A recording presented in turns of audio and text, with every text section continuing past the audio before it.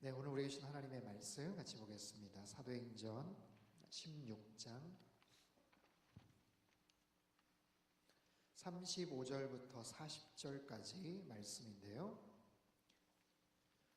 사도행전 16장 35절에서 40절까지 말씀 한 절씩 교도하겠습니다. 제가 먼저 35절 읽겠습니다. 날이 밝자 로마 관리들이 부하들을 보내 간수에게 명령했습니다. 그 사람들을 풀어주라. 그러자 간수가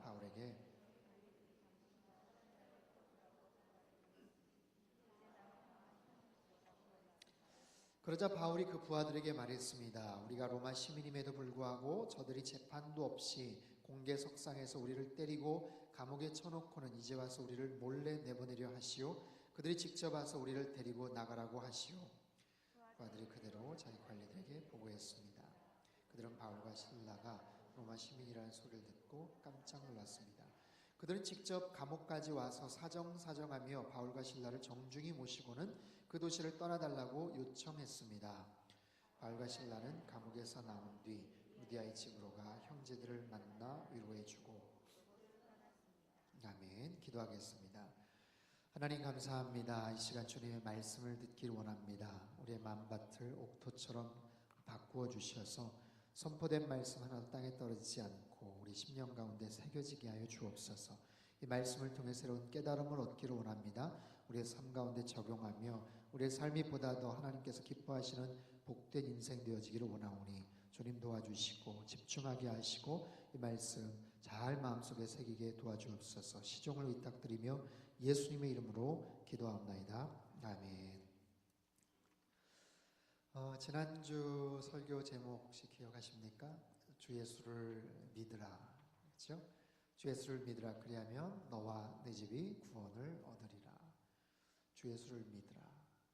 그리하면 너와 내 집이 구원을 얻으리라. 예수를 믿으라. 그리하면 살리라.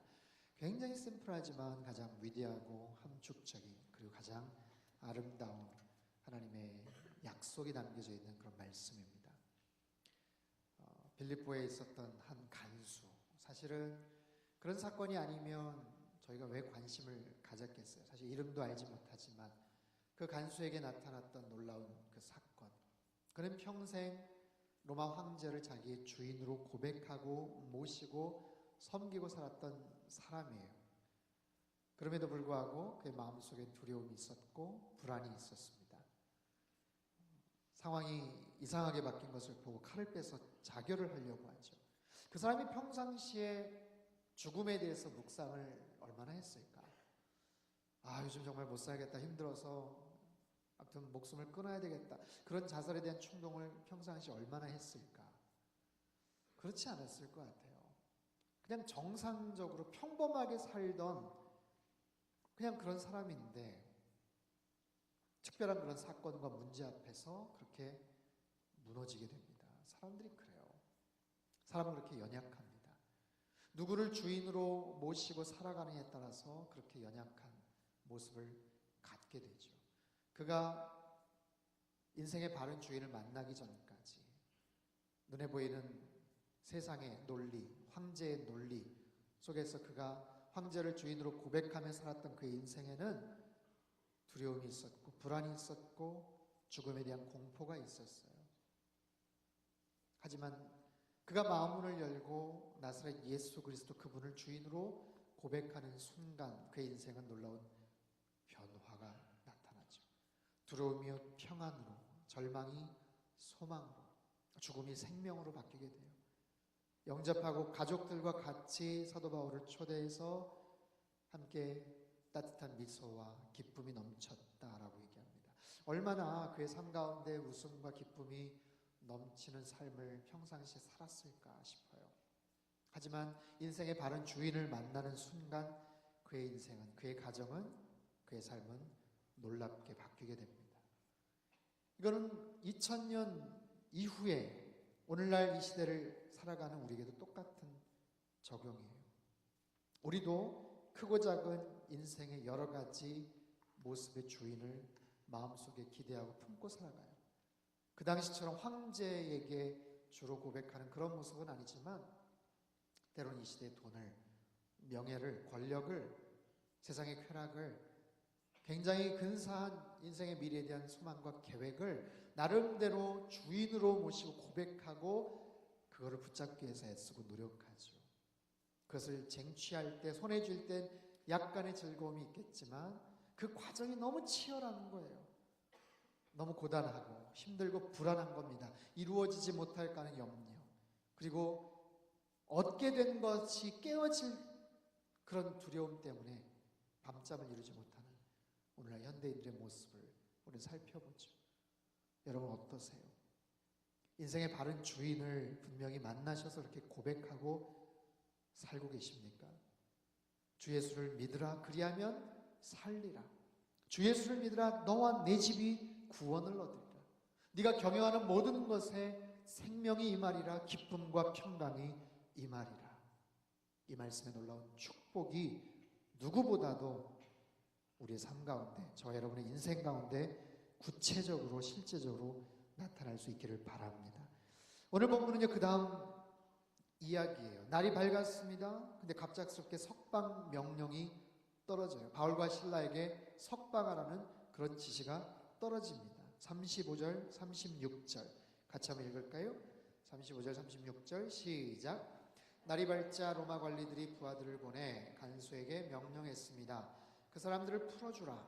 그러자 간수가 바울에게 저희 관리들이 당신과 신라를 풀어주라고 전가를 보냈으니 이제 나와 평안히 가십시오 라고 말했습니다. 그 사람들을 풀어주라. 갑작스러운 석방 명령은 왜입니까? 제국의 관리들이 바울과 신라를 풀어주라. 왜 그랬을까요? 어떤 소식을 듣지 않았겠어요? 한밤중에 갑자기 지진이 났고 옥문이 열리고 착고가 풀어지고 죄수들이 막 탈출하는 그런 일들, 뭔가 심상치 않은 거예요. 저 사람들이 잡혀 들어간 죄목도 사실은 평범하지가 않아요. 그 동네에서 소문났던 귀신 들린 여자를 고쳤다는 거예요. 정상으로 돌아갔다는 거예요. 미친 여자를, 귀신 들린 여자를 고치는, 어디서 떠돌다가 온 사람인지는 모르겠지만 정체를 알 수 없는 저 사람들, 듣자니 한밤중에 찬양을 했고 노래를 했다라는 아주 희한한 그런 반응을 했던 사람들. 근데 그 사람들의 그 찬양 소리에 지진이 났고 옥문이 열렸다는 뭔가 깨름칙하고 뭔가 불안한 마음에서 어떤 두려움을 느껴서 풀어주지 않았을까? 아니면 그냥 그 정도 매질을 당했으면 됐어, 아무런 그런 사전 어떤 생각 없이 그냥 풀어줬을지도 몰라요. 어쨌든 중요한 것은 더 이상 가둘 수 없는, 붙잡을 수 없는, 명분이 없는 거예요. 일종의 패배의 선언이기도 하죠. 석방명령이 떨어졌지만 바울은 그냥 나가지 않아요. 37절 말씀 같이 읽죠. 37절 시작. 그러자 바울이 그 부하들에게 말했습니다. 우리가 로마 시민임에도 불구하고 저들이 재판도 없이 공개석상에서 우리를 때리고 감옥에 쳐놓고는 이제 와서 우리를 몰래 내보내려 하시오. 자, 바울이 로마 시민권자라고 밝혀요. 우리라고 표현을 한 거 보니까 바울과 신라 둘 다 로마 시민권자였습니다. 로마 시민권자에게는 어떤 특권이 있을까요? 그리고 바울은 어떻게 해서 그런 로마 시민권자가 되었을까요? 당시에 로마는요, 세계 제국으로 성장하면서 거기에 해당되는 로마 시민은 엄청난 특권을 누리게 되죠. 가는 곳곳마다 전쟁에 승리하고 영토가 확장이 됩니다. 엄청나게 많은 전리품들을 거두게 됩니다. 그리고 끌려온 노예들을 마음대로 부릴 수가 있었어요. 평균 로마 시민 한 사람당 6명의 노예를 부릴 수 있을 만큼의 어마어마한 많은 노예와 이런 사람들이 쏟아져 들어왔어요. 전리품을 많이 거두었어요. 그런 상황에서 돈이 넘쳐납니다. 그래서 굳이 로마 시민들에게 구체적으로 세금을 거둘 이유가 별로 없었던 거예요. 그러다 보니까 로마 시민권자로서의 어떤 특권은 엄청난 거예요. 당시 법령에 의하면 로마 시민은 어떤 치안관이나 다른 어떤 사람에 의해서도 재판이나 판결 없이 매를 맞거나 구속돼서는 안 된다. 발레리안 법이라고 있어요. 재판받기 전에 로마 시민을 벌하는 것을 금지하는 것. 포르시안 법이라는 게 있어요. 로마 시민을 고문하는 치안관들이 엄중하게 처벌을 당합니다. 그래서 어떤 위기와 어려운 상황에서 로마 시민이 단지 시비스 로마누스 숨, 나는 로마 시민이야 라고만 얘기하면 직접적인 처벌에서 면제가 되고요, 곧바로 사법부의 보호를 받게 됩니다. 설령 재판을 받았지만 본인이 납득하지 못할 때는 직접 로마 황제에게 재판을 호소할 수도 있었어요.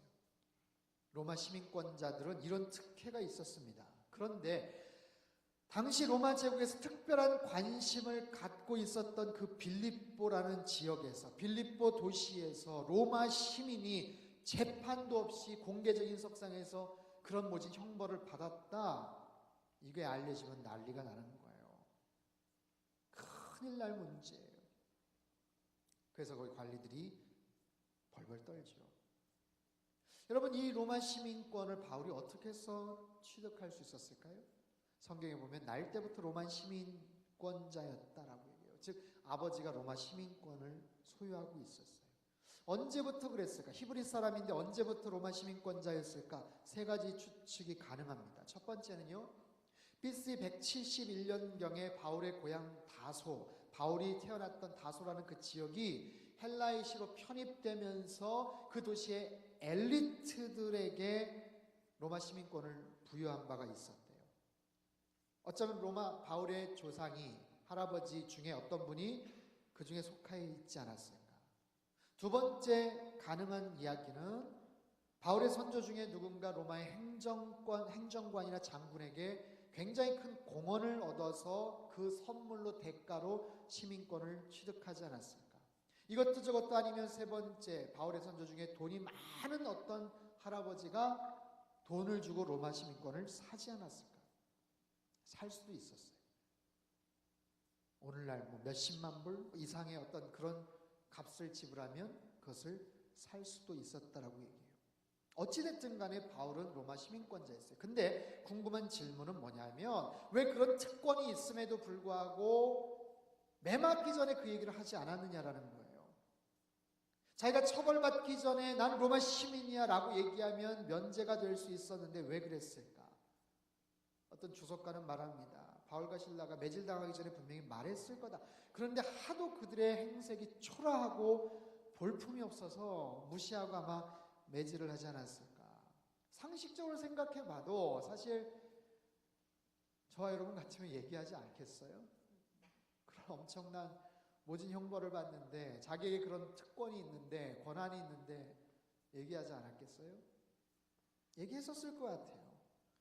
그런데 또 한편으로 보면 잘 모르겠어요. 왜냐하면 사도 바울이 고난당한 게 빌립보에서만이 아니라 다른 곳에서도 수차례 그런 고난과 매질을 당했기 때문에, 만약에 사도 바울이 그는 가는 곳곳마다 상황 때마다 로마 시민권자임을 밝혔다면 아마 그런 고초를 당하지 않았겠죠. 사도 바울이 사역하면서 어려움 당했던 모든 부분들, 고린도후서 11장에 굉장히 특별히 자세하게 기록이 되어 있는데, 우리 자막을 통해서 한번 읽어볼까요? 고린도후서 11장 23절에서 25절 말씀 우리 같이 한번 읽겠습니다. 시작. 그들이 그리스도의 일꾼입니까? 내가 정신 나간 사람처럼 말합니다만 나는 그 이상입니다. 나는 수고도 많이 하고 매도 수없이 맞고 감옥살이도 많이 하고 죽을 고비도 여러 번 넘겼습니다. 유대 사람들에게 40에 하나 감한 매를 5번이나 맞았고 3번 채찍으로 맞았고 1번 돌로 맞았고 3번이나 파선을 당했고 밤낮 하루 꼬박을 바다에서 헤맨 적도 있습니다. 저 말씀 뒤에도 더 어려운 많은 고난 당했던 것을 기록을 하거든요. 대부분 로마 제국 그 내에서 활동했던 바울이 마치 옛날에 왜 암행어사 그 마패처럼 어려움 당할 때 마패 탁 꺼내면 막 사또들이 그 앞에서 뭐 쩔쩔매고 뭐 그런 식으로 시민권자의 특권과 능력을 사용했더라면 아마 저런 고난을 당하지 않았겠죠. 틀림없이 바울은요, 자신에게 있는 특권, 권리 사용을 합니다. 하긴 해요. 사도행전 22장에도 한번 얘기를 하죠. 그러나 함부로 남용하진 않았던 것 같아요. 무엇보다도 그 권리를 이용해서 복음을 전하진 않았다는 거예요. 나 로마 시민권자인데 하면서 복음을 전하지는 않았다는 거죠. 또 한 가지 질문. 매 맞기 전에 얘기하지 않았던 바울이 그러면 매 맞고 나서 석방되기 전에는 왜 얘기했을까? 왜 얘기했을까? 너무 억울해서 생각보다 참을만 할 것 같아서 맞았는데 그게 아니라 너무 큰 벌을 받아서 이럴 줄 알았으면 얘기할 걸. 뭐 그런 건가요? 왜 나가기 전에 이런 얘기를 할까? 여러 가지 추측이 가능한데 대다수 학자들이나 또 생각하는 바에 의하면 그곳에 세워진 연약한 교회를 위해서 굳이 밝혔을 것이다라고 얘기해요. 여러분 빌립보 지역은 유대인의 회당조차 없는 굉장히 친로마 제국 성향의 그런 도시예요. 거기서 교회가 성장하고 신앙생활하는 게 아주 어렵습니다. 근데 그곳에 이제 몇몇 신앙인들이 생겼어요. 루디아와 그 가족들이 생겼어요. 몇몇 신앙인들이 어렵게 등록을 해서 거기에서 이제 믿음 생활을 하는 거예요. 그 감옥 안에 간수와 그 가족들도 아마 이제 새롭게 믿음 생활을 하겠죠. 그런데 실컷 매를 맞고 무기력하게 풀려날 때 일반 사람들 바울 일행 무시하겠죠. 조롱하겠죠. 손가락질하겠죠. 뿐만 아니라 동일한 신앙을 갖고 있는 사람들도 같이 무시를 당할 가능성이 많아요. 그래서 비록 고문은 당했지만 아픔은 느끼지만 일반 시민에게는 야 크리스찬 중에서도 로마 시민이 있던데 이 기독교 종교라는 게 크리스찬 되는 게 이게 뭐 아주 저급하고 별 볼 일 없는 그런 종교 그런 사람들만 믿는 게 아니던데 이런 걸 보여주고 싶은 거예요. 그리고 공권력을 가진 사람들이 함부로 하지 못하도록 하기 위해서 그리고 기존의 성도들에게 위로와 자부심을 주기 위해서 석방될 때 아마 그것을 밝히지 않았을까. 바울 사도가 그 사실을 밝히고 나서 그들이 어떻게 반응을 합니까? 38절 39절 같이 한번 읽어보죠. 38절 39절 시작. 부하들이 그대로 자기 관리들에게 보고했습니다. 그들은 바울과 실라가 로마 시민이라는 소리를 듣고 깜짝 놀랐습니다. 그들은 직접 감옥까지 와서 사정하며 바울과 실라를 정중히 모시고는 그 도시를 떠나달라고 요청했습니다. 자, 요청했습니다. 39절의 이 단어, 이게 헬라어 원문의 시제를 보면요, 미완료 능동태 직설법이에요. 미완료 능동태 직설법은 뭐냐면 미완료라는 거는 아직 완료되지 않았다는 거예요. 그 행동이 아직 완료되지 않았다. 즉 계속해서 반복됐다는 거예요. 간청하되 한두 번 한 것이 아니라 계속해서 죄송합니다, 잘못했습니다, 쩔쩔매면서 간청했다는 바로 그런 의미예요. 38, 39절의 그 의미들을 여러분 이해가 되세요? 벌벌 떨고 있어요. 친히 와서 정중하게 깍듯하게 머리를 조아리면서 자신들의 잘못을 사죄하고 있는 거예요. 바울은요, 자기의 권리를 사용합니다. 하지만 자신을 위해서는 사용하지 않고 연약한 교회와 성도들을 위해서 사용해요. 요즘 생명의 삶 고린도전서 말씀 우리가 묵상하고 있는데 자신이 갖고 있는 어떤 권리에 대해서 어떤 생각을 갖고 있는지 9장 15절에 이런 부분이 나와요. 나는 이런 권리를 일체 사용하지 않았습니다. 그렇게 하나니 차라리 죽는 편이 낫겠습니다. 내가 복음을 전하는 것은 자랑할 것이 아닙니다. 그것은 꼭 해야 될 일이기 때문입니다. 그렇다면 내가 어떻게 상이 있겠습니까? 내가 복음을 전할 때 값없이 전하고 전도자로서 내 권리를 다 사용하지 않는 것입니다. 바울이 자기가 갖고 있는 권리와 권한에 대해서 어떻게 생각하는지를 보여주는 굉장히 중요한 구절이에요. 자기에게 어떤 권한이 있는데 권리가 있는데 그것만을 사용해서 복음을 전하지 않았다라는 거예요. 그것만을 이용해서 나 이런 사람이야, 나 로마 시민권자야, 왜 이래 우쭐대며 뻐기며 교만하게 드러내며 복음을 전하지 않았다라는 겁니다.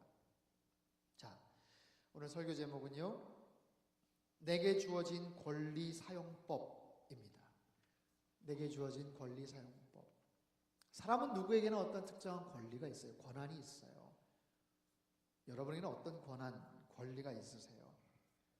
사전을 찾아보니까 권리란 어떤 행위나 일에 대하여 법적으로 보장되어 있는 자격이나 자유 또는 일을 처리할 수 있는 권한이라고 정의를 합니다. 권리에는요 어떤 자격이 부여가 돼요. 그럼 그 자격은 어떻게 얻어졌는가? 내가 노력해서, 내가 돈을 들여서, 내가 어떤 소정의 과정을 통해서 축적된 결과예요. 내가 돈을 가지고 구입한 어떤 권한들이 있어요. 어느 지역의 어떤 콘도미니엄 아니면 골프 클럽, 피트니스 센터, 내가 돈을 지불하고 얻은 권한이에요. 1년에 며칠 얼마 사용할 수 있습니다. 회원님께서는 무슨 회원이니까 어떻게 사용할 수 있습니다. 그건 권한이에요. 나에게 취득된 그런 자격이, 자유가 있어요. 공부를 열심히 해서 취득한 자격증이 있어요. 땀과 수고를 통해 얻어진 어떤 자격들이 있어요. 내가 마음 놓고 정해진 기간 동안 사용할 수 있는 어떤 자유가 부여되는 거예요. 이와 같은 어떤 자격과 자유, 어떤 권리가 있어요. 여러분, 우리가 밴쿠버 생활하면서 우리 일상에서 이런 특정한 권리, 권한, 제일 대단하다 싶은 분은 저는 경찰 아저씨인 것 같아요. RCMP, 우리 경찰. 제가 듣자 하니까 그 티모튼이나 이런 데서도 돈 안 내고 그냥 식사하신다고 하더라고요. 줄도 안 서나요? 잘 모르겠어요. 너무 부러운 거예요. 그분들 이렇게 지나가면 괜히 막 주눅 들고 그러죠. 차 막힐 때도 그냥 삥 키고 가면은 길 다 비켜주고 얼마나 막 신납니까? 특별한 권한이 있어요. 지난 수요일 날 제가 이규원 목사님, 이번에 그 강사로 오신 목사님 모시고 어딘가를 이제 가다가 로컬길이에요. 뭐 이런저런 얘기하면서 아무튼 로컬길 거의 다 이제 목적지에 다다랐는데 자주 가는 길은 아니어서 아무튼 뭐 속도도 그렇게 많이 안 냈어요. 이렇게 해가지고 아무튼 모퉁이를 딱 돌고 가는데 저쪽 반대쪽에 경찰차가 딱 서 있더라고요. 그래서 뭐 있으면 뭐 해가지고 갔죠. 근데 제가 지나가자마자 딱 턴하더니 따라와요. 왜 따라오지? 하면서 봤는데 불을 켜더니 저를 분명히 세우는 것 같아요. 그래서 순간 안전벨트, 목사님 벨트, 핸드폰 사용도 안 했고 뭐 아무런 뭐 없어요. 근데 섰죠. 뭐 섰더니 이렇게 뒤에 탁 서고 정말 험상궂게 생긴 인상 팍 쓰면서 어떤 분이 이렇게 나오더라고요. 그래서 저도 잘못한 거 없으니까 유리창 내리면서 목사님도 옆에 계시고 뭐냐 지금 뭐 제가 안 되는 영어로 아무튼 딱 했는데 그 뒤에 표지를 이렇게 딱 가리키는 거예요. 보니까 스쿨존이더라고요. 스쿨존 30이라고 딱 써 있고 너 65km로 달렸다 그러더라고요. 그래가지고 운전면허증, 뭐 등록증, 차량 등록증 이렇게 주고서 이렇게 그 사람이 이제 그거 가지고 갔어요. 그 어색한 순간 이제 목사님 너무 미안해가지고 미안하고 저도 괜찮은 척 괜찮아요 목사님 뭐 그럴 수도 있죠 하는데 되게 이제 그럴 때 어떤 대화들이 오가냐면 나도 옛날에 거기서 뭐 이렇게 해가지고 뭐 스피드가 끊긴 적이 있는데 하나도 별로 도움되지도 않고 위로도 안 되는 이제 그런 얘기들 서로 잠깐 동안이나마 이제 주고받고 속으로는 얼마짜리인가 이게 35km면 이거 어떻게 되나 막 부글부글 하는데 또 내색은 못하고 강사 목사님 또 계시는데 오더라고요. 참 있다가 딱 와서 안경 딱 쓰면 딱지 탁 주는 거예요. 그래서 얼마인가 이렇게 딱 봤는데 얘기를 하더라고요.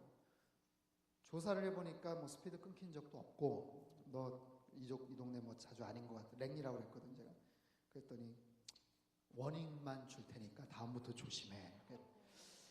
보니까 굉장히 인자하게 생기신 분이더라고요. 제가 굉장히 이렇게 나이스하고 참 이렇게 천사의 얼굴을 하고 계신 분인데 처음에는 그렇게 보였을까 싶어요. 아무튼 너무 기뻐가지고 제가 우리 코리안 페스터고 May God bless you 정말 시간만 되면 평화 하나님의 평강이 뭐 이것도 하고 싶은 막 충동이 막 눈물 막 찔끔 나려고 그 친구 가고 목사님하고 너무 기뻐서 이게 은혜구나 이런 게 이게 은혜구나 정말 우리의 죄를 주님께서 페이드오프 시킬 때 여러분 그거 우리가 알아야 되거든요. 이게 은혜구나. 여러분 그 순간의 감정이 정말 천국과 지옥을 왔다 갔다 하는 거예요. 얼마짜리를 끊길지는 모르지만 그게 면제가 되고 워닝 사인만 받고 아무튼 그랬다는 사실.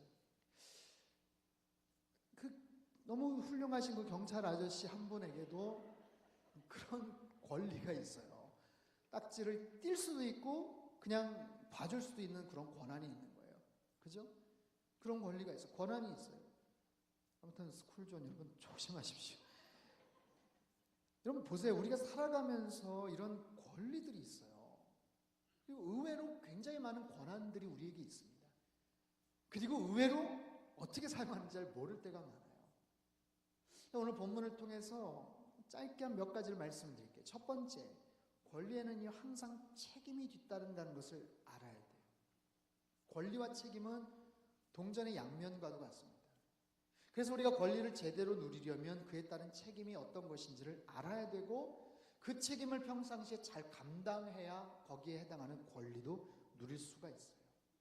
권리란 내가 누리고 얻고 행사할 수 있는 어떤 혜택이지만, 책임은 타인과 상대방을 위해서 내가 행사하는 나만의 어떤 희생이요, 어떤 수고예요. 근데 책임은 등한시하고 내가 누릴 수 있는 권리에만 집중을 한다. 그건 안 되죠. 19세기 프랑스의 귀족 사회가 아주 부정부패로 가득 찼어요. 사람들의 그 특권층의 어떤 쾌락과 그 많은 것들을 누리고 그것만 자기네들이 향유했던 그 시대에, 그 당시 활동했던 정치가였던 게스통 피에르 마르크라는 사람이 탄식의 고백을 하며 아주 유명한 얘기를 해요. 지체 높은 사람은 그에 걸맞는 의무와 책임이 있다. 소위 말하는 노블레스 오블리주라는 그런 표현이에요. 더 많은 능력을 가진 사람은 그것을 누릴 권리가 있지만 그에 걸맞는 책임과 의무를 지켜야 된다. 그 영화 스파이더맨에 보면 더 많은 능력을 가진 사람은 항상 더 많이 책임져야 돼 라는 말이 나와요. 그래서 이 권리라는 것은 꼭 책임과 동시에 주어집니다. 우리가 어디를 바라보느냐, 어디를 지향하느냐, 어떤 삶을 살아가느냐, 거기에 따라서 엄청난 결과와 차이가 있겠죠. 두 번째는요, 진정한 권리는요 내가 얻는 게 아니라 주어지는 거더라고요. 대개 어떤 권리는 내가 노력해서 얻어져요. 그럴 자격을 내가 취득해요. 그런데 정말로 중요한 권리, 아주 큰 권리들은요 대개 주어집니다. 우리의 건강이 있어요. 여러분 그 건강 어떻게 해서 얻어졌나요? 여러분이 노력해서 평상시에 운동 잘하고 관리해서 얻어졌겠지만 기본적으로 나에게 주어진 거예요. 우리에게 시간이 있어요. 여러분 어떻게 얻어졌나요? 내가 노력해서 얻은 그런 사람이 있습니까? 아니에요. 시간이라는 것은 100% 주어지는 거예요. 그 시간을 마음대로 쓸 수 있는 것, 내 자유지만 분명한 것은 그 시간이 나에게 하루하루 주어진다는 것이고, 언젠가는 더 이상 쓸 수 있는 시간이 별로 없다는 것. 돈도 마찬가지입니다. 내가 노력해서 벌지만 정말로 큰 돈을 버는 사람은요 단순히 노력만 가지고는 안 돼요. 행운이라는 게 뒤따릅니다. 권력도 마찬가지예요. 내가 노력해서 어느 정도의 자리에 오를 수 있지만 정말로 높은 자리는요 똑같이 노력하는데 어떻게 얻어집니까? 하늘이 내린다라고 얘기하잖아요. 한국에서 모처럼 가족들이 왔어요. 그래서 모처럼 어디 로키에 여행을 갔다고 칩시다. 좋은 여행사에 내가 돈을 지불해서 좋은 호텔에 그렇게 해서 그것에서 어떤 나름대로 행복을 누릴 수 있는 권리가 있겠죠. 자격이 있겠죠. 네, 내가 사고 내가 지불해서 얻은 권리예요. 그러나 마침 갔는데 날씨가 너무너무 안 좋다든지 아니면 어떤 특별한 재난이 있다든지, 그러면 아무리 내가 돈을 많이 지불을 했어도 거기에서 최상의 여행을 누릴 수 없어요. 그런 권리는 없어요. 그러니까 어느 정도 선은 내가 노력해서 얻지만 그 이상의 권리들은요 주어지는 거예요. 우리 인생은 언제나 수동태입니다. 여러분 내가 결정해서 얻을 수 있는 게 생각보다 많지 않아요. 정말로 소중한 것들은요 내 결정과 의지와는 상관없이 주어지더라고요. 이 사실을 알아야 우린 좀 더 겸손하게 그 권리를 사용할 수 있고 감사하며 살 수가 있어요. 마지막 세 번째로, 권리란 자신에게 주어진 자유이지만 자신만을 위한 특권은 아니에요. 여러분 오늘 본문의 사도 바울을 보십시오. 자신에게 주어진 로마 시민권이라는 특별한 권리를 자신을 위해 사용하지 않았어요. 오히려 성도들을 위해 세워진 교회를 위해 사용합니다. 마지막 절 한번 볼까요? 40절 말씀 우리 같이 한번 읽죠. 40절 시작. 바울과 실라는 감옥에서 나온 뒤 루디아의 집으로 가 형제들을 만나 위로해주고 그곳을 떠났습니다. 루디아의 집으로 갔다고 얘기합니다. 이것은 빌립보 교회를 말해요. 형제들을 만났다고 얘기하죠. 이들은 빌립보 교회 성도들을 말합니다. 그들이 가서 위로해 주었다라고 얘기를 해요. 밤새 잠 못 자고 매질당하고 왔는데 오히려 위로를 받아야죠. 그런데 위로해 줍니다. 뭐라고 위로해 줬을까요? 걱정하지 마십시오. 힘내십시오. 저희 매 맞고 왔지만 괜찮아요. 괜찮아요. 잘 될 거예요. 교회 부흥할 겁니다. 사람들이요 이제 함부로 못할 거예요. 감옥에서 이런 일들이 있었어요. 지진이 나고 옥문이 무너지고 착고가 풀리고 그곳에서 칼을 빼서 죽으려고 했던 간수가 세상에 주님을 영접을 했어요. 그분들 이번 주부터 새로 나올 거예요. 새가족 등록할 거예요.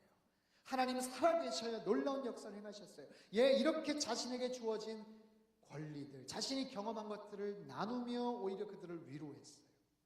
자신에게 정해진 시간 동안, 사역의 기회 동안 철저하게 교회를 위해, 성도를 위해, 하나님의 영광을 위해 사용했다는 거죠. 여러분, 권리라는 게 그렇습니다. 분명히 나에게 주어진 권한이지만, 내가 쓸 수 있는 자유가 있지만, 그것이 나만을 위해 사용이 되면 신기하게도 그 권리는 점점 축소가 돼요. 그리고 그 모습이 아름답지 않게 변질됩니다. 반대로 나에게 주어진 권한이고 권리지만 그것이 나만을 위한 것이 아니라 누군가를 도우며 다른 사람을 위해 사용이 되면요, 희한하게 그 권리가 점점 더 확장이 되더라고요. 그 권한이 점점 더 커지고 굉장히 의미 있고 아름다운 모습으로 변하게 됩니다. 소위 말하는 특권층이란 누구입니까? 남들이 누리지 못하는 부와 권력과 명예를 누리는 그런 계급을 말해요. 큰 회사의 CEO들, 남들이 누리지 못하는 부와 명예를 누리죠. 평범한 사람들이 평생 모으기 힘든 돈을 1년 연봉으로 받기도 합니다. 하지만 그런 연봉과 아니면 그런 특권을 누리면서 그 걸맞는 엄청난 책임이 주어지겠죠. 그거 잘 하라고 사실은 준 거예요. 그런데 그 책임과 의무는 무시하고 자기가 누릴 수 있는 특권에만 만약에 욕심을 부린다면 얼마 안 가서 사람들에게는 손가락질을 당하고 그 특권은 이상하게 점점 더 줄어들거나 박탈당하게 돼요. 얼마 전에 연예인들, 한국의 연예인들 불법 도박 해가지고 걸려드는 뉴스를 아마 보셨을 겁니다.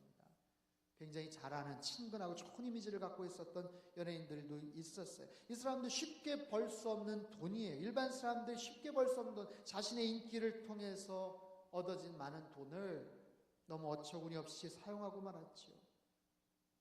자신의 노력과 애를 써서 얻어진 그 많은 돈을 더 잘 쓸 수도 있었는데 잘못된 방법으로 행사를 하다가 결국 드러났어요. 한 회당 몇백만 원, 때로는 몇천만 원씩 받는 그 개런티, 활동하면서 받았던 그 많은 돈들, 그래서 얻을 수 있는 권리들, 앞으로 어떻게 될지 모르지만 이제는 박탈당하는 거예요. 이제는 수입이 없어지는 거예요. 사람들에게 이미지가 탁 깎이고 손가락질을 당하는 거예요. 자기에게 주어진 좋은 권리를 잘못된 방법으로 사용하니까 그 권리를 박탈당하고 말아요. 사랑하는 교우 여러분, 잘 기억하십시오. 나에게 주어진 어떤 권한이 있어요. 권리가 있어요. 나랑 상관없는 얘기네. 그렇지 않습니다. 잘 생각해 보십시오. 의외로 많은 권리들, 권한들이 있는데 그것을 나만을 위해 사용하면 권리가 자라지를 않아요. 아름답지도 않습니다. 하지만 누군가를 위해서, 다른 사람의 유익을 위해서 그 권한과 권리를 사용하고 몸된 교회를 위해, 하나님을 위해 사용하면 이상하게 그 권리와 자격들이 점점 더 확장되고 영향력이 확장되고 좋은 소문이 나는 거예요. 오늘 본문의 사도 바울처럼 자신의 권리를 가장 아름답게 사용하신 분이 계세요. 바로 우리 주 예수 그리스도, 예수님이시죠. 여러분, 예수님만큼 가장 막강하고 대단한 권리를 갖고 이 땅에 오신 분이 누구셔요? 없어요. 세상에 하나님의 아들이라는 자격과 권한을 갖고 이 땅에 오셨습니다.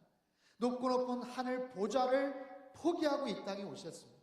오셔서도 특별한 능력은 물론 있으셨습니다.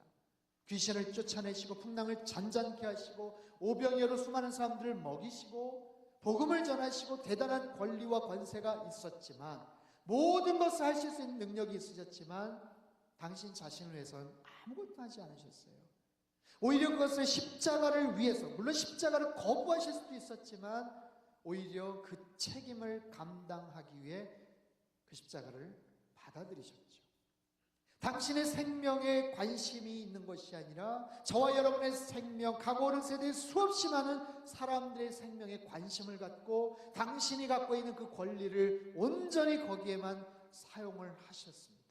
그러다 보니까 그 권리는 안 그래도 엄청난 권리와 권한이 있으셨는데 더 많이 확장이 되었고 가장 아름다운 모습으로 자리매김이 됐죠. 친히 보여주시는 거예요. 우리에게도 크고 작은 권리와 권한이 주어지는데 그것을 이렇게 사용하길 바래 라고 말씀하셔요. 저와 여러분에게 시간이라는 권리가 있어요. 시간을 쓸 수 있는 권한이 있다고요. 우리에게 주어진 건강이라는 권한이 있어요. 내가 사용할 수 있는 한도 안에서의 재정이 있어요.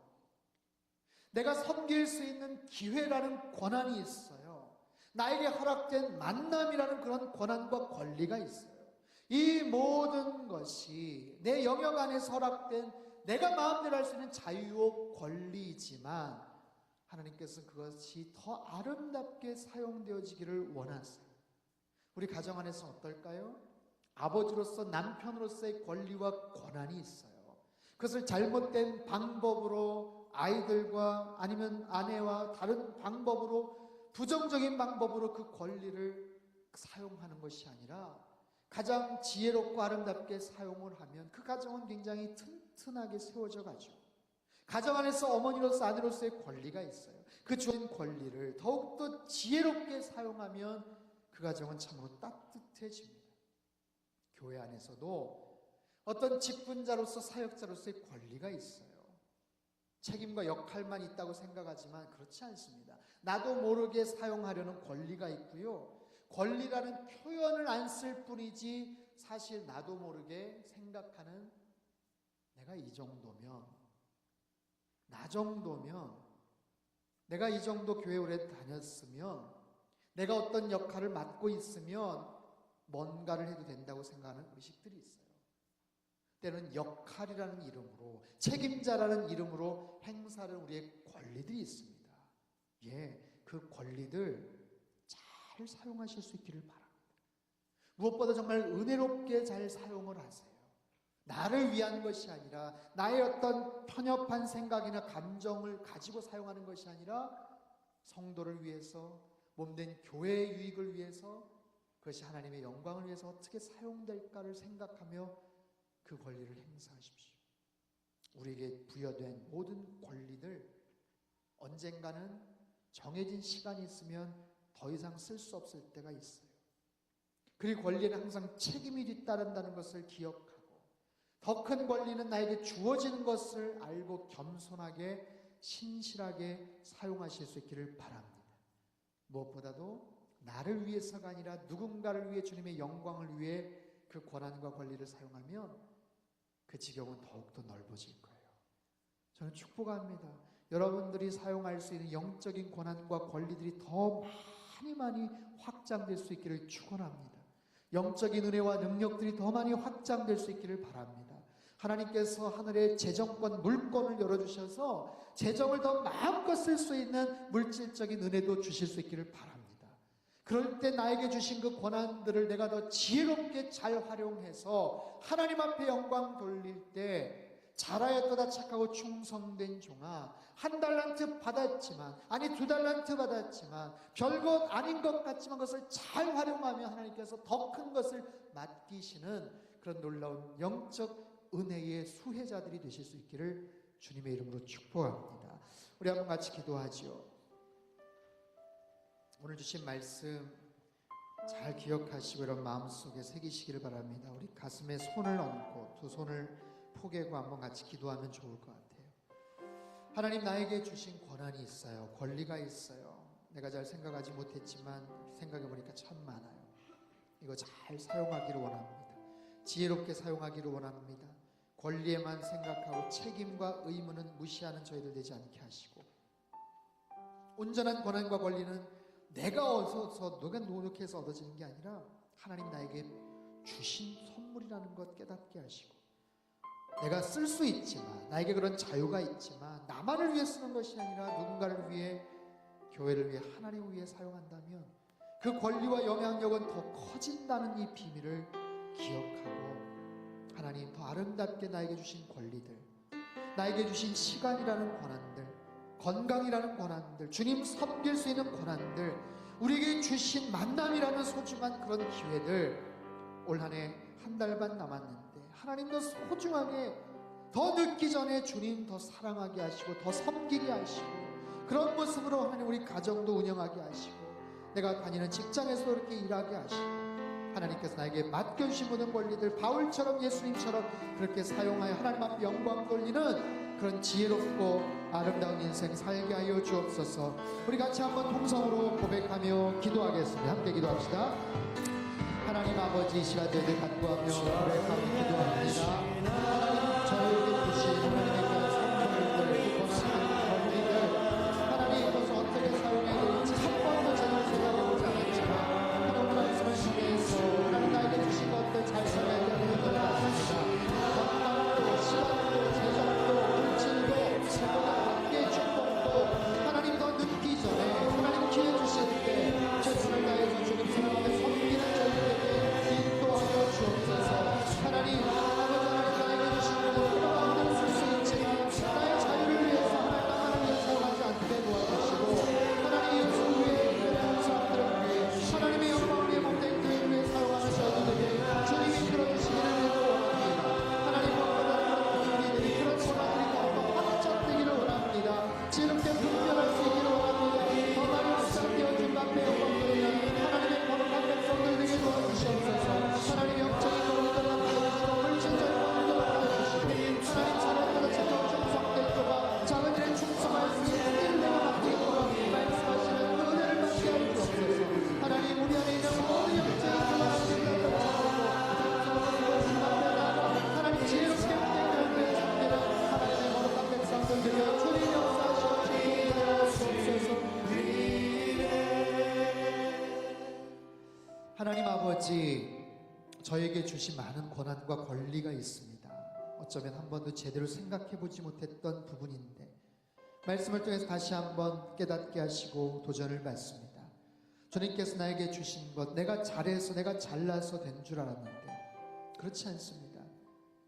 나에게 주신 그 많은 시간들, 어디 내가 잘해서 얻은 겁니까? 건강관리를 잘해서 내가 얻은 겁니까? 그렇지 않습니다. 주님께서 나에게 주신 겁니다.